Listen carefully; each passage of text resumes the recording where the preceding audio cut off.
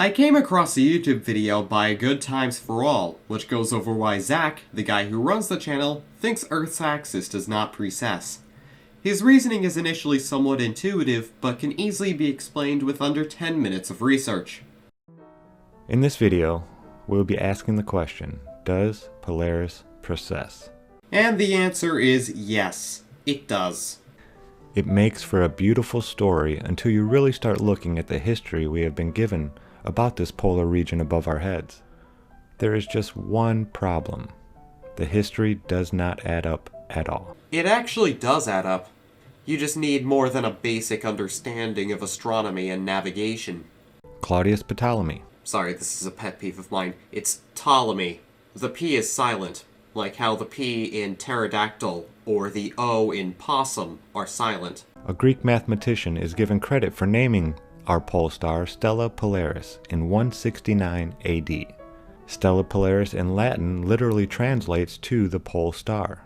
It is important to know that Ptolemy had over 800 years of others' observations to build upon while naming 48 of the 88 constellations and the star Polaris. It is also important to share that this star already had a name to the Greeks, passed down by the Phoenicians.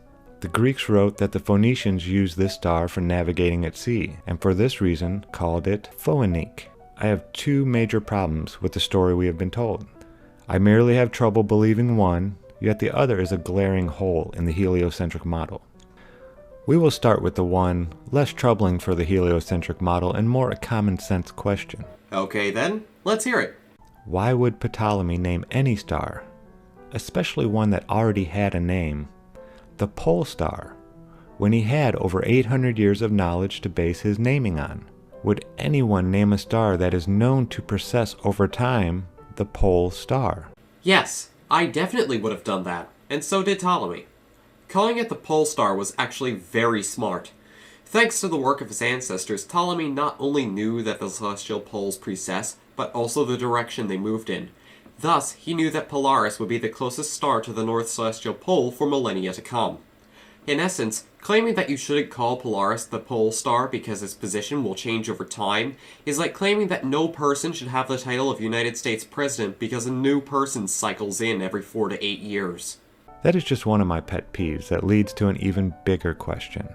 If the pole precesses and Polaris sits just off 90 degrees at our current time, where was it in the sky in 169 AD when Ptolemy named it? During this time, according to the heliocentric model, Polaris would have been over 27 degrees further back on the precession path, putting it far from the pole, with other stars much closer. So why did Ptolemy name a star that circumnavigated the pole with such a large arc around it as the pole star?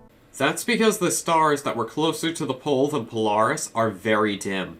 The closest star with comparable magnitude is Kochab, which is only slightly dimmer. However, as I already mentioned, Ptolemy knew that the pole would shift towards Polaris in due time. Now that's fine and dandy, but do we have any actual proof of Earth's precession? Yes, we do. If Earth's precession happens at the rate we're told, then in Ptolemy's time, the pole would have been between Polaris and Kochab. While we aren't there to witness it, Ptolemy was, and made a star chart in the Almagest, his most famous work. If we look at his star chart, we can see that the North Celestial Pole is, in fact, directly between Polaris and Kochab, exactly as expected. Coffin nailed. See you next time.